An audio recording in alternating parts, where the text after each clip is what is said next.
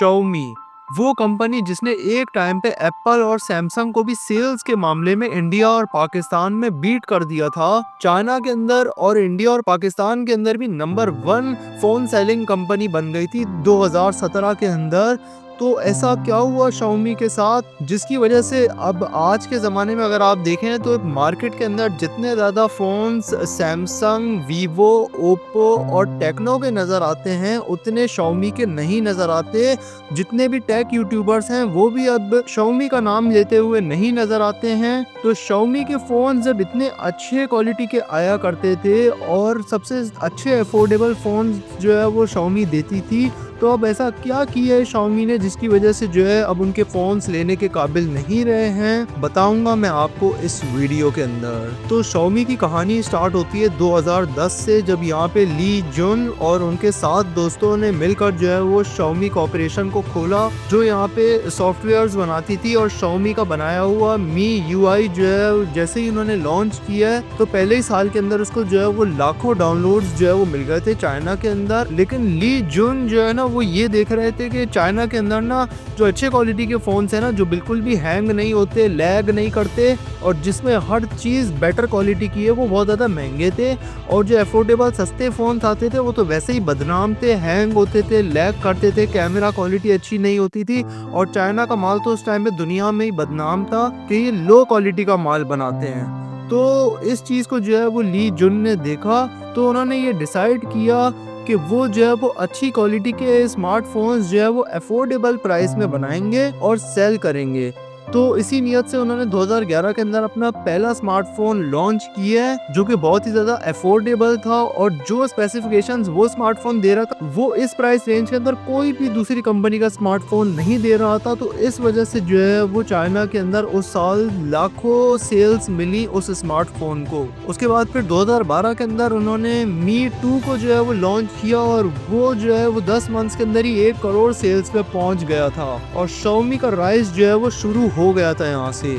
उसके बाद फिर यहाँ पे ली जुन चाइना के अंदर ही मिलते हैं यहाँ पे मनु जेन के साथ, जो यहाँ पे उस टाइम पे किसी और कंपनी के CEO थे, वो चाइना गए हुए थे। तो ली जुन ने जो है वो अपना आइडिया यहाँ पे मनु जेन के साथ शेयर किया कि वो इंडिया के अंदर जो है वो लॉन्च करना चाहते हैं Xiaomi को।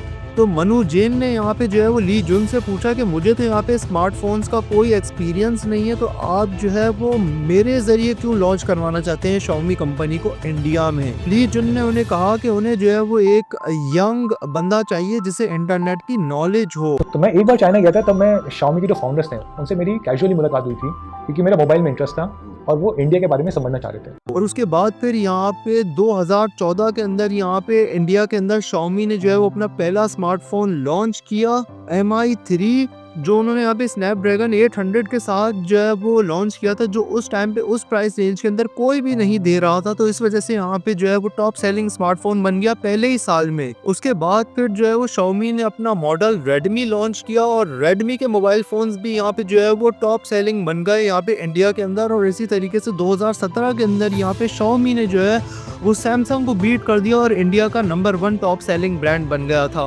सैमसंग जो 20 साल से यहाँ पे मार्केट में था, वो अब अफोर्डेबल स्मार्टफोन्स बनाने पे मजबूर हो गया था। 2017 में बनाए गए Xiaomi के स्मार्टफोन्स लोग आज भी यूज़ कर रहे हैं, वो इतने ज़्यादा अच्छे चल रहे हैं। लेकिन उसके बाद कोविड टाइम पे भी जो है वो Xiaomi जो है वो टॉप सेलिंग ब्रांड था। हर एक यूट्यूबर के मुंह पे जो है Xiaomi का नाम होता था। लेकिन उसके बाद जब कोविड ख़त्म हुआ यहाँ पे 2022 आते आते जो है वो Xiaomi जो है वो नंबर 1 से नंबर 3 पे आ गया था, क्योंकि उसके बाद जो है ना वो लोगों की इनकम बढ़ चुकी थी। और Xiaomi के जो ज़्यादातर जो मोबाइल फ़ोन्स बिकते थे ना, 80% पैसा जो है वो Xiaomi को अंडर 15,000 के फ़ोन्स बेचकर आता था और लोग अब 20,000 और 25,000 की तरफ जाने लगे थे। और इंडिया के साथ साथ पाकिस्तान में भी यही सूरत हाल थी कि लोग 30 से 40 हज़ार वाली कैटेगरी के मोबाइल फ़ोन्स ज़्यादा लेने लग गए थे। तो उस कैटेगरी के अंदर जो है ना वो सैमसंग, वीवो, ओप्पो, ये जो स्मार्टफोन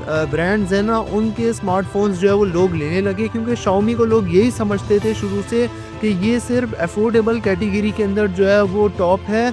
अगर हम यहाँ पे अफोर्डेबल से ऊपर जब जाएंगे तो हम जो है वो Xiaomi, Vivo या Oppo का स्मार्टफोन यूज़ करेंगे। तो इस वजह से जो है वो Xiaomi की जो है वो सेल्स डाउन होने लगी। स्मार्टफोन्स थे उनके अंदर यहाँ पे बहुत ज़्यादा ब्लोटवेयर थे, बग्स थे। ब्लोटवेयर का मतलब है कि बहुत ज़्यादा प्री इंस्टॉल्ड ऐप्स आती थी जो यहाँ पे बैकग्राउंड में रनिंग करती थी, जिसकी वजह से यहाँ पे बैटरी जो है वो ड्रेन करती थी। Xiaomi ने यहाँ पे लाख रुपए के भी स्मार्टफोन्स बनाए, लेकिन उस कैटेगरी के अंदर जो है ना सब यहाँ पे आईफोन और सैमसंग को प्रीफर करते हैं। कोई भी लाख रुपया Xiaomi के लिए देने को तैयार नहीं था, क्योंकि आप सोच के देखो कि आपकी फैमिली के अंदर जो है वो कोई भी बंदा जो है वो 15,000 का Xiaomi का एक अच्छा फ़ोन पकड़ा हुआ है, तो क्या आप 50,000 रुपये में या लाख रुपए में आप Xiaomi का फ़ोन लोगे? आप बोलोगे नहीं यार, मेरे पास तो सैमसंग या आईफोन होना चाहिए ताकि मेरा एक अलग ही स्वैग हो। तो उसी वजह से जो है ना वो लोग यहाँ पे उनका जब बजट यहाँ पे इंक्रीज हुआ कुछ सालों के अंदर, तो वो जो है वो अब यहाँ पे लेने लग गए यहाँ पे सैमसंग, आईफोन, वीवो, ओप्पो और टेक्नो ने भी जो है वो Xiaomi से अच्छे मोबाइल फ़ोन्स, रियलमी ने, टेक्नो ने, इन्होंने अब उससे ज़्यादा अच्छे स्मार्टफोन्स जो है वो लेना शुरू कर दिए। इस वजह से आजकल के यूट्यूबर्स के मुंह पे भी जो है वो Xiaomi का नाम नहीं है। आप कोई भी टेक यूट्यूबर का चैनल खोल के देख लें, अब वो Xiaomi के मोबाइल फ़ोन्स के ऊपर वीडियोस नहीं बनाता है। और उसके बाद फिर 2023 के अंदर जो है वो बहुत बड़ा झटका लगा यहाँ पे इंडिया के अंदर Xiaomi को, जब यहाँ पे उनके मनु जैन जिन्होंने यहाँ पे लॉन्च किया था इंडिया के अंदर Xiaomi को, वो यहाँ पे छोड़ के चले गए यहाँ पे Xiaomi को।